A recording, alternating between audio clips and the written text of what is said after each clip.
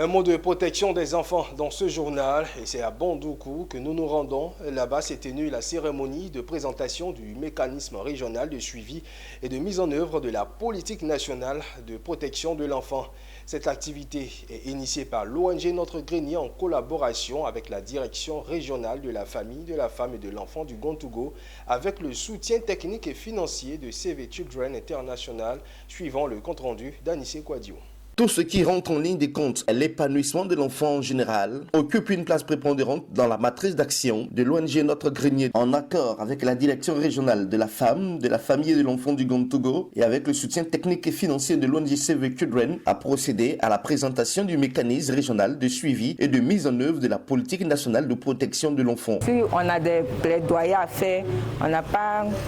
des données chiffrées, le mécanisme est bienvenu pour nous permettre de capitaliser toutes les données dans le domaine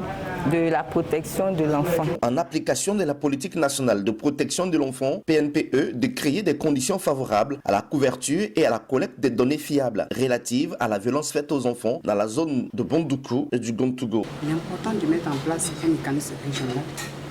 qui va adresser des questions au niveau de la région, des questions de protection de l'enfant. C'est l'étude vraiment à travers le projet CP a voulu appuyer ces efforts-là pour que au niveau du Gontougo,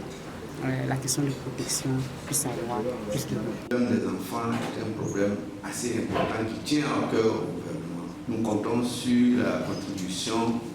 et